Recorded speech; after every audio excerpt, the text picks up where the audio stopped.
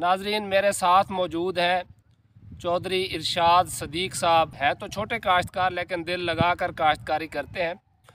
तो इनकी जो मौसमी मकई थी इस दफ़ा वो तकरीबन 19 कनाल रकबे में से 297 मन हासिल हुई है। तो बड़ी खुशी हुई कि आपकी 19 कनाल की 297 मन। Yes sir. तो ये जो 297 मन है, ये आपने बीज कितना इस्तेमाल किया था 1 एकड़ में? सर जी, ये बीज एक थैला तकरीबन मुकम्मल हुआ था और उससे तकरीबन किलो 1.5 किलो इजाफी इस्तेमाल हुआ था। 1 थैला और 1.5 किलो एक्स्ट्रा इस्तेमाल 1 एकड़ में। 1 एकड़। तो ये पौधे पूरे करना बड़ा मसला है। मैंने एक दफ़ा कहा था चौपा लगाने वालों को कि आपने ना पौधे थोड़े से ज़्यादा रखने हैं। वो बीज तो उन्होंने आधा थैला और भी ख़त्म कर दिया, मगर पौधे नहीं थे। उन्होंने एक जगह पर ना खुफिया जैसे 2-4 कदम चले और आगे 8-10 बीज एक जगह दबा दिए, या कहीं निकलते हुए सिरे पर फेंक के ऊपर पाँव दे के निकल गई। तो ये वाला लेबर के जो एटीट्यूड होता है, हाँ। तो इस तरह का वो आप कैसे मैनेज करते हैं? 40,000 पौधा वो ऐसे है कि 40,000 पौधा लगाने के लिए जो लेबर है उससे थोड़ा सा आप एक्स्ट्रा थोड़ा सा पे कर दें। यानी अगर मिसाल के तौर पे आपको 1500 रुपये चल रहा है आपके इलाके में रेट, तो आप उनको 2000 दे देंगे। तो उनको थोड़ा सा समझा देंगे भी आपको मतलब हम थोड़ा सा एक्स्ट्रा पे कर रहे हैं, तो आपने यहाँ पे कोई दाना खाली नहीं छोड़ना। यानी तो वो ऐसे करते हैं कि भाई वो साथ साथ लगाते हैं, 2-3 दाने लगाने के बाद खाली जगह यानी खाली चूहा लगा देते हैं। तो ऐसा नहीं होना चाहिए, ठीक है। तो वो मतलब आप थोड़ा सा यानी 200-400 उनको एक्स्ट्रा दे के इस तरीके से उसको आप मैनेज कर सकते हैं। अच्छा, अब रही बात कि जो हम बीज को जहर लगाते हैं, वो आप कौन सा लगाते हैं और कैसे लगाते हैं? पिछली दफ़ा मैंने 1-2 दफ़ा मैंने हुमरे इस्तेमाल किया था, ठीक है। और दूसरा जो है ये मैंने अभी इस दफ़ा जो मकई लगाई है उसको मैंने क्रूज़र इस्तेमाल किया था।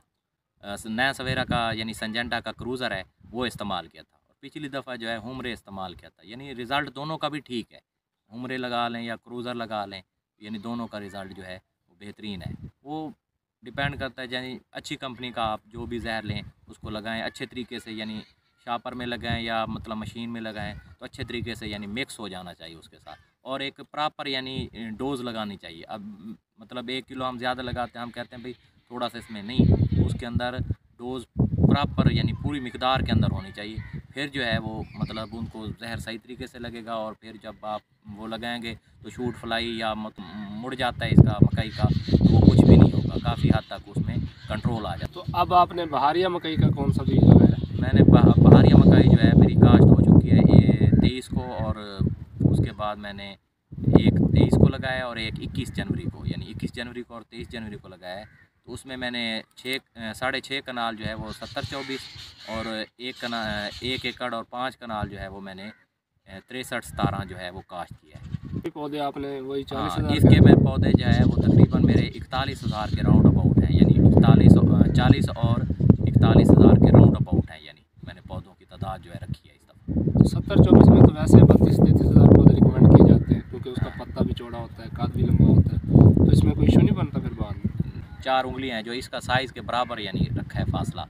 तो उससे ये होता है थोड़ी सी यानी जो DAP की मकदार है वो थोड़ी सी ज़्यादा कर देंगे और यूरिया और थोड़ी सी पोटाश की मकदार बढ़ा देंगे, तो उससे फिर छली की साइज़ पे उमूमन इफेक्ट नहीं पड़ता उसके लिहाज से। आपकी जो बहारिया मकई है जो पिछले साल की थी, उसकी क्या एवरेज आई थी? तो पिछले साल जो मेरी बहारिया मकई है वो मेरा 70-24 था 1.5 एकड़ पे, वो मेरा 182 मन आया था। 182 मन। हालांकि उस टाइम पानी का भी इशू था, ये बाकी तो फैक्टर नहीं थे, लेकिन मेरे साथ तो पानी का थोड़ा सा इशू बना था।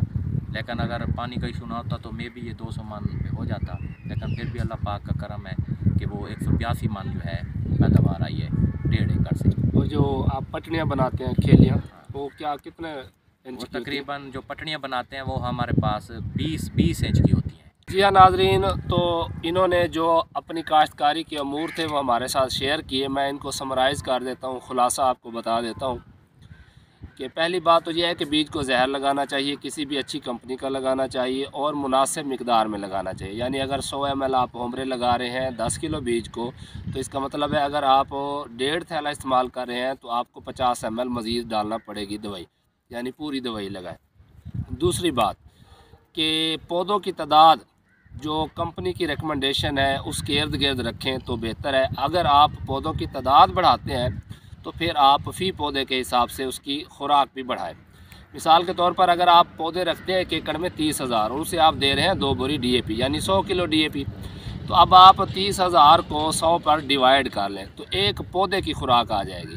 उसके बाद आपने पौधे लगाने हैं 35,000 या 36,000, तो फिर आप उसी की खुराक दोबारा रिकैलकुलेट करें, उसकी DAP की मकदार फ़ी पौधे के हिसाब से बढ़ाएं, पोटाश की, नाइट्रोजन की। ये 2 बातें हो गई। इसके अलावा जो अहम बात है कि जिनके फसल के साथ साथ खाला होता है, माइनर होता है या नहर होती है, वहाँ पर गुलहरी का मसला आता है, चूहों का मसला आ जाता है। तो वो भी आपको इन्होंने तरीका बताया कि जो एल्युमिनियम फास्फाइड की गोलियाँ होती हैं, गंदम की जो गोलियाँ होती हैं, तो उन्हें आप जो है वो पाउडर बना के आटे के अंदर मिक्स करें और जहाँ पर आप चोपा लगाएं, चोपे के साथ साथ आप एक एक गोली रखते जाएं, तो उससे जो है वो बेहतरीन कंट्रोल मिल जाता है। इसके अलावा जो अगली बात है अहम, वो ये है कि आपने जो खाद इस्तेमाल करनी है उसमें पोटाश को भी लाजमी इस्तेमाल करना है, जिंक का भी इस्तेमाल करना है, और जो यूरिया की एप्लीकेशन है बजाय 10-10, 15-15 किलो हर पानी पर देने के, अगर आप एक पानी स्किप करके 1 बोरी पूरी देते हैं तो यकदम फसल की ग्रोथ जो है वो तेज़ हो जाती है। और यही वजह है कि इनकी जो फसल है उसकी हाइट भी माशाल्लाह अच्छी होती है और इसी वजह से इनकी पैदावार भी अच्छी आती है। इसके अलावा जो इन्होंने बात बताई वो ये है कि जो शूट फ्लाई का हमला होता है वो शुरू के अयाम में ज़्यादा होता है, तो वो इनका अपना तजर्बा है। वैसे तो एमामेक्टिन ल्यूफेनोरान के स्प्रे से भी कंट्रोल हो जाती है। तो इन्होंने बताया कि मैं कई सालों से यही तजर्बा कर रहा हूँ कि जो वर्टाको होती है जिसके अंदर थायामिथाक्सम प्लस क्लोरेंट्रा नीलीपरोल, ये 2 जहर होते हैं, कोराजन वाला जहर होता है और जो दूसरा एक्टारा वाला जहर होता है, तो वो ये एक साशे जो 40 ग्राम की होती है 2 एकड़ पर इस्तेमाल करते हैं। एक साशे वो और उसके साथ जो है वो ये 30-30 सीसी फी टैंक की एमामेक्टिन और ल्यूफेनोरान, इन दोनों को मिला के ये 2 स्प्रे कर लेते हैं। इसके अलावा ये दस्ती दवाई खुद से नहीं बनाते बल्कि कार्बोफ्यूरॉन या फिप्रोनिल बाज़ार से ख़रीदते हैं किसी अच्छी कंपनी का।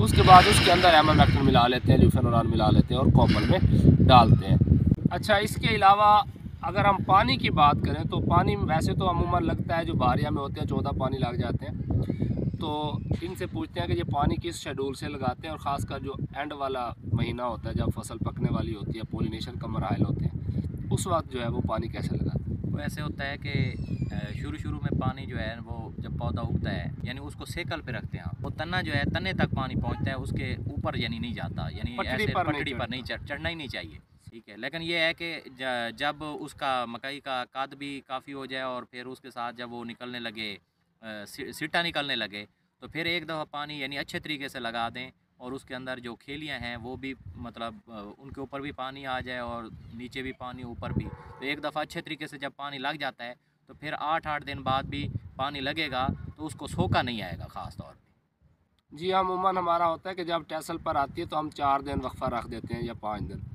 तो इनके कहने का मकसद है कि जो आखिरी हमने पानी लगाना है ना टैसल आते हुए, तो वो भर के लगा देना है, पटड़ियाँ सारी की सारी गीली हो जाएंगी, टोटल बेड जो है वो रेज पकड़ लेगा। तो उसके बाद जो है फिर आप हफ्ते बाद भी लगाते रहेंगे, सोखा नहीं लगेगा।